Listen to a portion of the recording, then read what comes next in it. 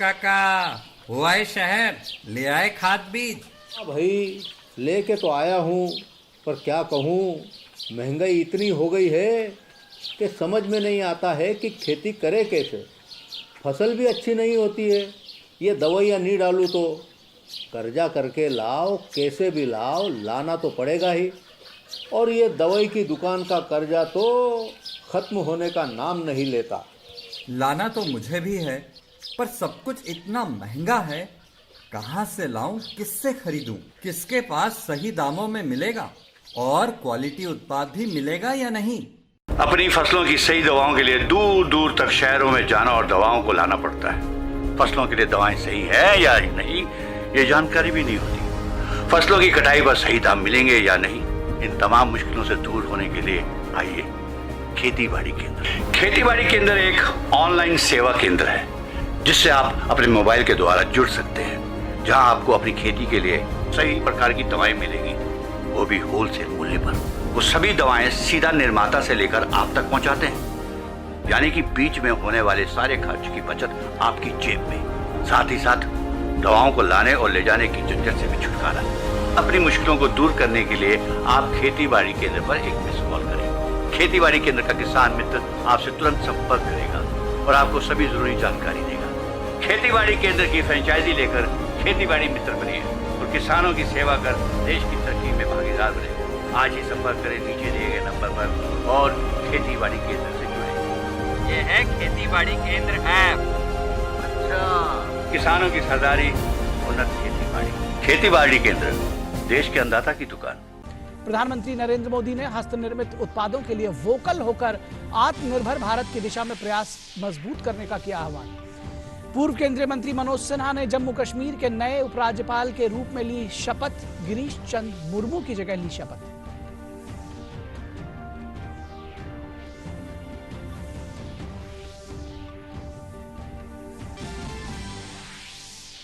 भारत में कोविड-19 से स्वस्थ होने की दर में सुधार जारी। रिकवरी दर बढ़कर हुई 68%। 13,78,000 मरीज हुए स्वस्थ। मृत्यु दर घटकर हुई 2.05%। पिछले 24 घंटे में 6,39,000 से ज्यादा नमूनों की हुई जांच। दुनिया भर में संक्रमितों की संख्या 1,92,00,000 के पार। और श्रीलंका के प्रधानमंत्री महिंदा राजपक्षे आम चुनावों में अपनी पार्टी की शानदार जीत के बाद फिर से शपथ लेने को तैयार।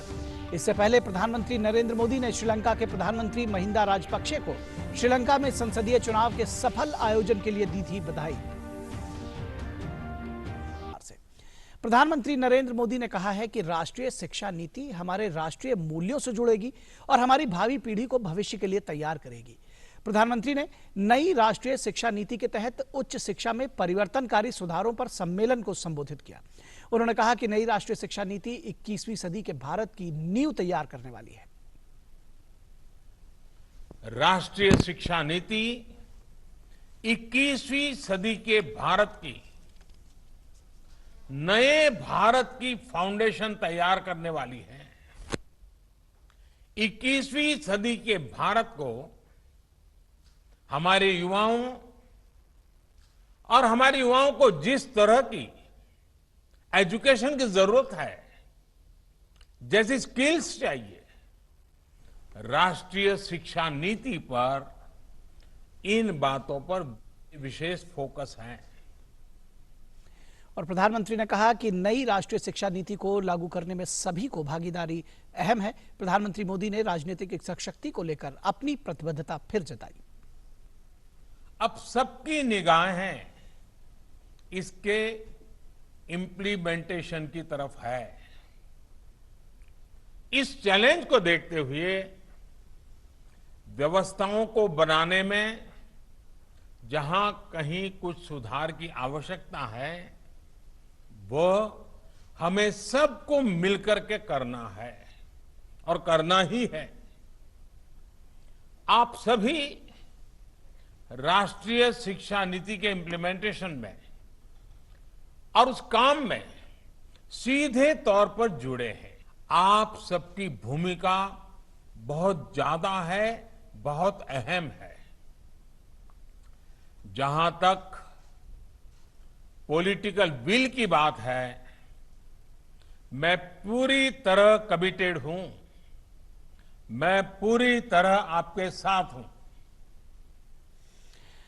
आगे प्रधानमंत्री ने कहा कि अभी तक हमारी शिक्षा व्यवस्था में व्हाट टू थिंक पर फोकस रहा, लेकिन नई राष्ट्रीय शिक्षा नीति में हाउ टू थिंक पर जोर दिया गया है। प्रधानमंत्री ने कहा कि शिक्षा में जिज्ञासा, अनुसंधान, आविष्कार, विचार विमर्श और विश्लेषण आधारित तरीकों पर जोर दिया जाए, जिससे कि बच्चों में सीखने की ललक बढ़ेगी और कक्षा में उनकी भागीदारी भी बढ़ेगी। साथियों, अभी तक जो हमारी शिक्षा व्यवस्था है उसमें व्हाट टू थिंक, मैं बहुत जिम्मेवारी से बोल रहा हूं, व्हाट टू थिंक पर फोकस रहा है, जबकि इस शिक्षा नीति में हाउ टू थिंक उस पर बल दिया जा रहा है। यह मैं इसलिए कह रहा हूं कि आज जिस दौर में हम,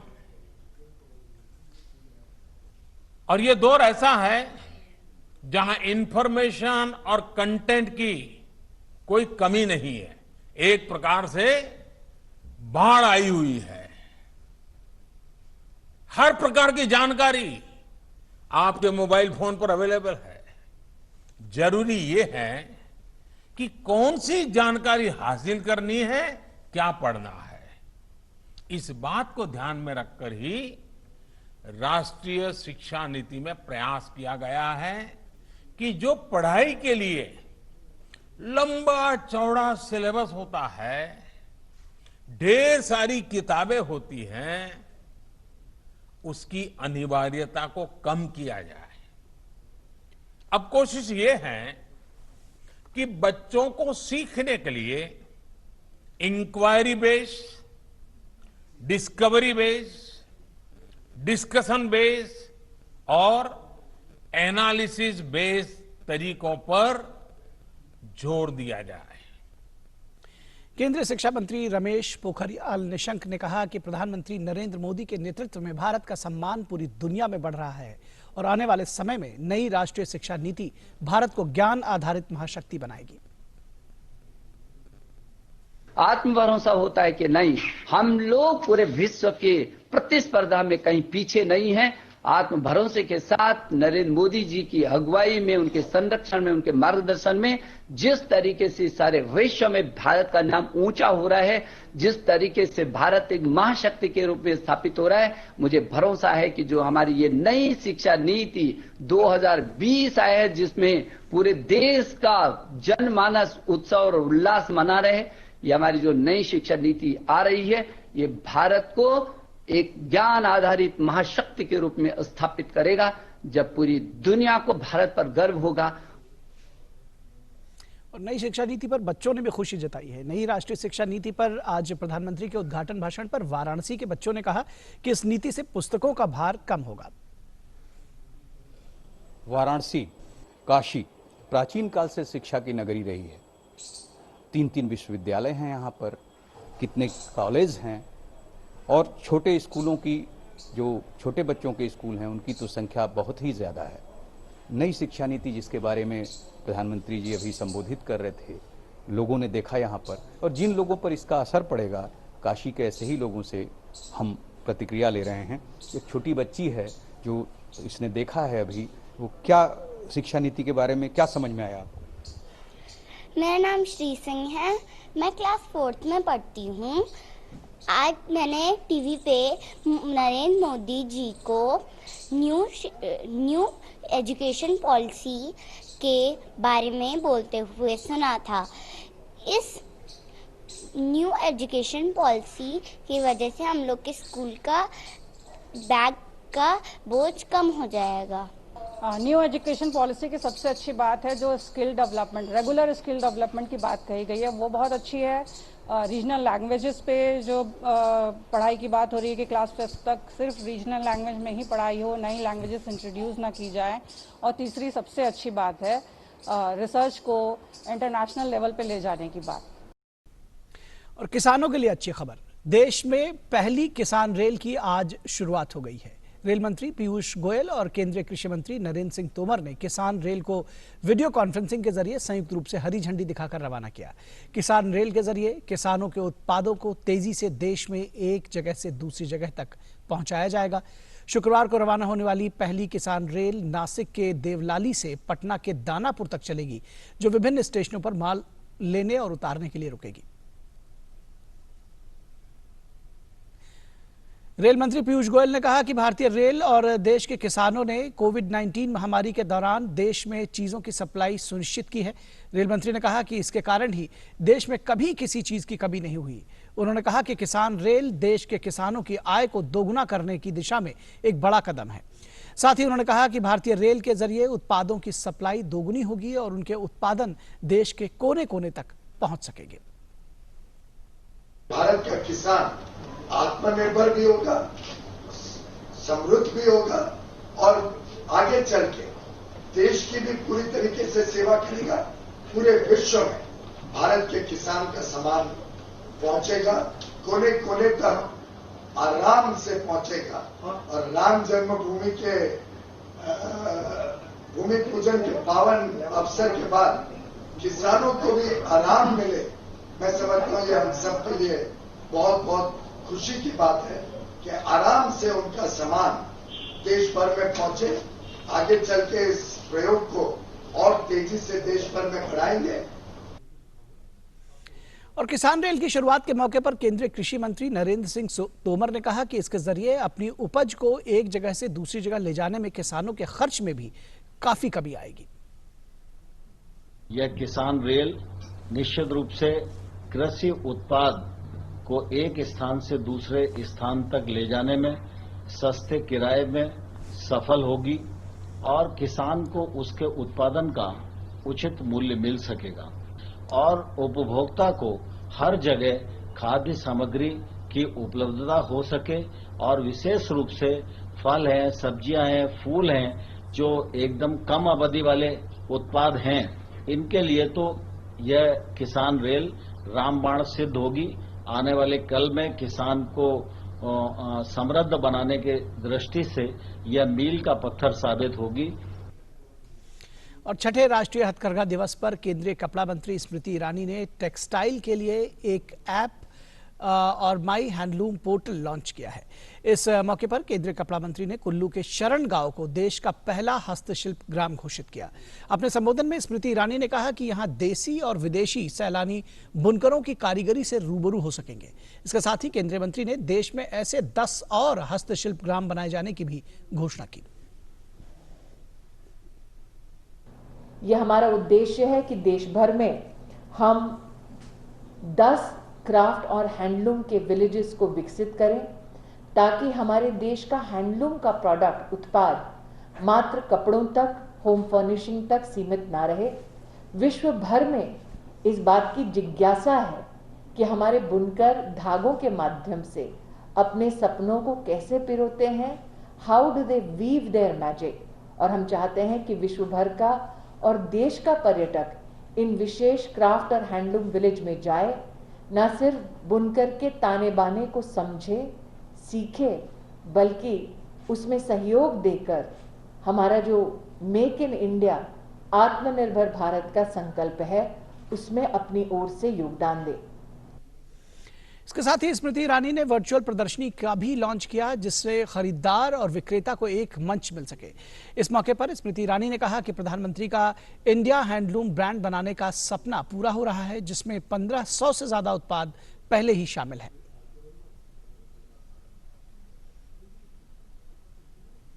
2015 में माननीय प्रधानमंत्री जी ने उल्लेख किया कि हम सब मिलकर एक इंडिया हैंडलूम ब्रांड को विकसित करें।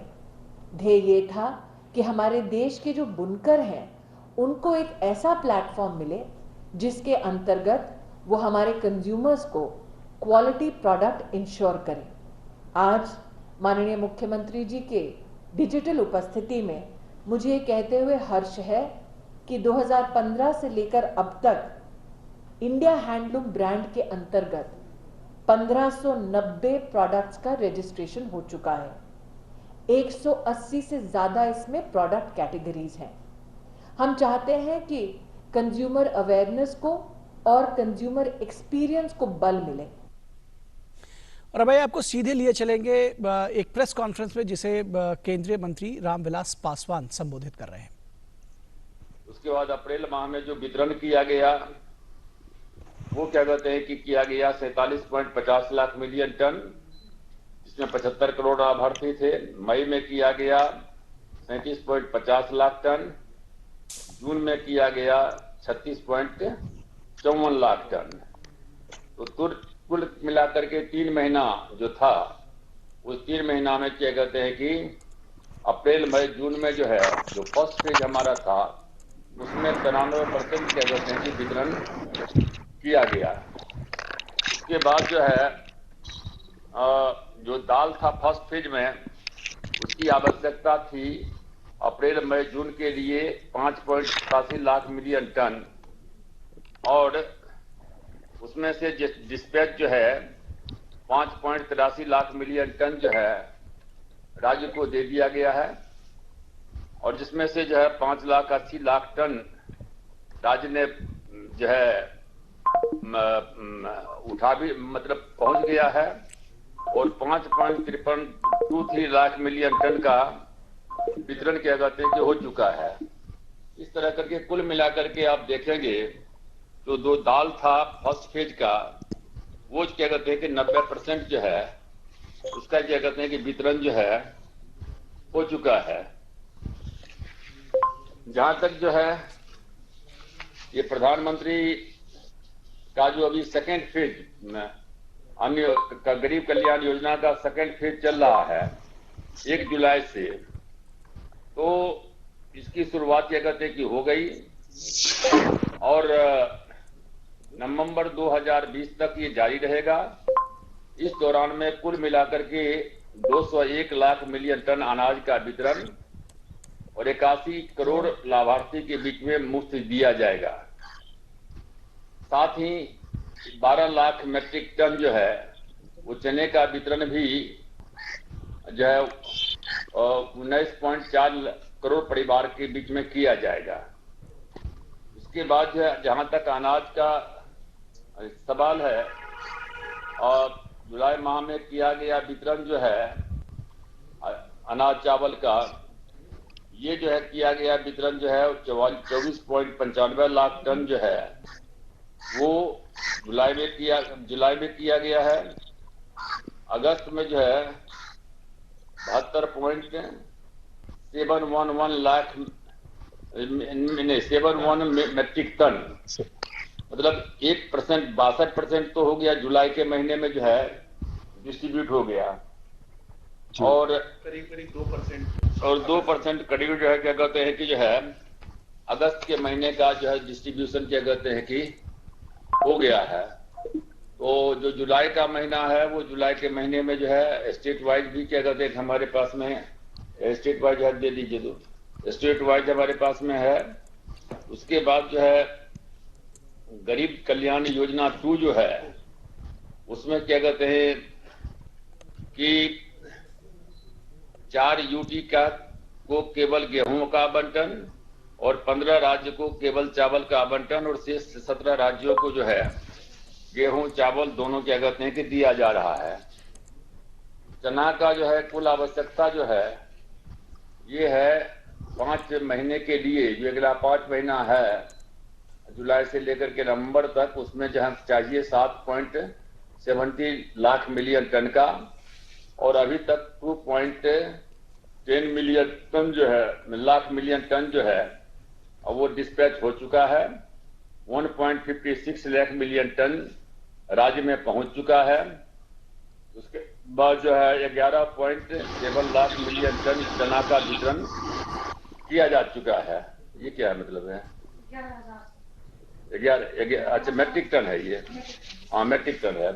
11,797 मीट्रिक टन चना का वितरण किया जा चुका है। ये सब भारत सरकार पूर्णतया इसका वहन कर रही है। और उसके बाद से जो है 6 अगस्त तक जो है बफर स्टॉक में जो है हमारे पास में क्या कहते हैं कि दाल जो है वो 10.1 लाख मिलियन टन है। अलग अलग उसमें से दाल क्या कहते हैं कि है, जिसमें मूंग है 5.24 लाख मिलियन टन है, उड़द मूंग है वो तो हाँ तूर मूंग है 1.12 लाख मिलियन टन, उड़द है 2.10 लाख मिलियन टन, चना है 1.27 लाख मिलियन टन, मसूर है 27 metric ton 0.27 lakh million ton. तो चने का जो कुल उपलब्ध है, जो दोनों मिलाकर के जो पीएसएस है और पीएसएफ है, तो ये दोनों मिलाकर के देखेंगे तो पीएसएस के पास में स्टॉक अभी भी जो है चना का जो है 27.72 लाख मिलियन टन है, और पीएसआई के पास में जो है 27 लाख मैट्रिक क्या कहते हैं कि टन है। उसके बाद जो प्रवासी भारत हैं, ये प्रवासी मजदूर हैं, उनके लिए जो है जो आर्थिक पैकेज की घोषणा जो है की गई थी 14 मई को, उसके मुताबिक जो है 8 करोड़ राशन कार्ड जो है में फंसे हुए लोगों को 8 लाख मेट्रिक टन की स्वीकृति दी गई है, और सभी प्रवासी भारतीयों के प्रति 5 किलोग्राम अनाज मई और जून के महीने में वितरण किए जाने का प्रावधान था। तो अब उसमें क्या है कि जो हम आपको एक बतला दें कि कितना मतलब कि एक क्विंटल जो होता है वो कितने मतलब कितना 100 क्या कहते हैं कि किलो कितने ग्राम का होता है? 1000 का सर जो है किलो का 1 टन 1000 का 1 टन है ना? नहीं हम वो नहीं कहने, क्विंटल कितना हो गया? 10 क्विंटल 10 क्विंटल है ना? तो कुल मिलाकर के जो है प्रत्येक परिवार को जो है हम लोग नवंबर के महीने तक जो ये आत्मनिर्भर नहीं जो प्रधानमंत्री का योजना है, उस प्रधानमंत्री की योजना को हम लोगों ने जो अप्रैल से शुरू किया है, अप्रैल मई जून से हम लोग जो है पर महीना जो है कितना क्विंटल हो गया पर फैमिली पर व्यक्ति सर 5 किलो हर महीने का है, तो 8 महीने का 40 किलो हो गया पर व्यक्ति। 40 किलो हर व्यक्ति मतलब 40 किलो मतलब कितना क्विंटल कितना हो गया? लगाइए 200 किलो हर फैमिली का 200 किलो है ना? तो पर महीना कितना है ये सर? महीने का ही ये पर महीना 200 क्विंटल 200 किलो सर पर फैमिली का हो गया। 200 किलो क्विंटल कितना हुआ? हमको क्विंटल में कहिए। 2 क्विंटल है ना? तो इसका मतलब है कि हम जो है प्रधानमंत्री का जो योजना है वो अप्रैल से लेकर के जो है हम जो है नवंबर तक प्रत्येक व्यक्ति, फैमिली नहीं प्रत्येक व्यक्ति जो है हम 2 क्विंटल क्या कहते हैं कि अनाज दे रहे हैं। हम कह सकते हैं कि वो एनएसएस लगा करके है। अभी एक पासवान वाला ब्रीफिंग चल रहा है। अगर नहीं पर के लेंगे ये पर फैमिली जो है 4 क्विंटल। हाँ वही वो बतलाइए ना। तो मोटा मोटी हिसाब के लिए लिखिए कि प्रधानमंत्री का जो योजना है जिसमें 2 रुपए किलो गेहूं अलग है, 3 रुपए किलो चावल अलग है, उसके साथ 2 क्विंटल प्रत्येक परिवार को जो है प्रत्येक महीना जो है मिल रहा है, और इसके अलावे 2 क्विंटल जो है प्रत्येक व्यक्ति को, और प्रत्येक व्यक्ति को जो है मान लेते हैं कि 2 क्विंटल जो है फ्री में मिल रहा है। तो कुल मिलाकर के 4 क्विंटल जो है ये सरकार की तरफ से मिल रहा है। यदि एक फैमिली को जाकर के देखिएगा तो करीब करीब एक परिवार में जो है एवरेज क्या कहते हैं कि 18 से 20 क्या कहते हैं कि क्विंटल हो जाता है। कितना 4 आदमी 5 आदमी परिवार होगा तो रफली 5 का है 5 का है तो मतलब 20 हो गया ना। तो ये है तो मतलब कि बहुत बड़ी मतलब कि कोई ऐसे देखने में नहीं लगता है, लेकिन 2 रुपए किलो गेहूं 3 रुपए किलो चावल जो है वो हम 2 क्विंटल दे रहे हैं प्रत्येक महीना। उसके बाद क्या कहते हैं 2 क्विंटल और 2 क्विंटल पर फैमिली है। नहीं पर फैमिली हुआ सर। पर फैमिली कैसे हुआ? एनएफएसए में और 2 क्विंटल पीएमजीके में 200 किलो हुआ ना सर। 200 मतलब जो मानते हैं कि यहाँ जो है वो तो हम लोग दे रहे हैं, बेनिफिशियरी को नहीं दे रहे हैं। हाँ सर, प्रत्येक जो बेनिफिशियरीज हैं उसको 80 किलो मिलेगा सर। बेनिफिशियरी को जो है वो 5-5 किलो के हिसाब से सर। कितने क्विंटल कितना हुआ? 40 किलो। हमारे यहाँ नीतीश जी ने यही किया था, क्या किया था कि हमने वो 1 क्विंटल दे दिया, 1 क्विंटल दे दिया, तो यहाँ 4 क्विंटल फैमिली का हो गया। वही तो हमने कहा ना, नहीं 4 क्विंटल फैमिली का कैसे होगा? एक आदमी का 80 किलो लगभग 1 क्विंटल पड़ रहा है। एक आदमी का लगभग 1 क्विंटल पड़ रहा है सर। तो एक आदमी का पर हेड 1 क्विंटल पड़ रहा है ना। 80 किलो। हाँ, पर फैमिली 1 क्विंटल पड़ रहा है, दोनों मिला करके, दोनों मिलाकर पड़ रहा है। और पर फैमिली 4 क्विंटल क्या कहते हैं कि कितना? 4 क्विंटल। तो प्रत्येक परिवार को हम लोग जो है प्रधानमंत्री का जो एनएफएसए है, नेशनल फूड सिक्योरिटी एक्ट में, उसके तहत क्या कहते हैं कि जो है 2 क्विंटल दे रहे हैं, और फ्री में क्या कहते हैं कि और 2 क्विंटल दे रहे हैं। तो आप देख रहे थे सीधा प्रसारण उस प्रेस कॉन्फ्रेंस का जिसमें केंद्रीय मंत्री रामविलास पासवान, उपभोक्ता मामले और सार्वजनिक वितरण मंत्री हैं, वो प्रधानमंत्री गरीब कल्याण अन्न योजना के बारे में विस्तार से बता रहे थे। एक देश एक राशन कार्ड के जरिए जो लाभ मिल रहा है उसके बारे में भी विस्तार से बता रहे थे कि किस तरह से 81 करोड़ लोगों को इस योजना का लाभ मिल रहा है, और गाँव-गाँव में जो प्रवासी मजदूर हैं, जो कमजोर वर्ग के लोग हैं, उन तक ये लाभ पहुँचाया जा रहा है।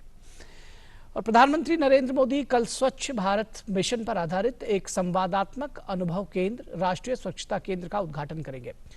महात्मा गांधी के चंपारण सत्याग्रह के शताब्दी समारोह के दौरान प्रधानमंत्री मोदी ने 10 अप्रैल 2017 को राष्ट्रीय स्वच्छता केंद्र की घोषणा की थी। इस केंद्र के जरिए भविष्य की पीढ़ियां दुनिया के सबसे बड़े व्यावहारिक आंदोलन स्वच्छ भारत मिशन की सफल यात्रा को करीब से देख सकेंगे। केंद्र में डिजिटल और आउटडोर इंस्टॉलेशन के जरिए लोगों को स्वच्छता पर शिक्षा, जागरूकता, सूचना और उसके तमाम आयामों की जानकारी मिल सकेगी। इस केंद्र में विभिन्न गतिविधियों को सामूहिक अध्ययन, वैश्विक मापदंडों, सफलता की कहानियों और संदेशों के जरिए दर्शाया जाएगा।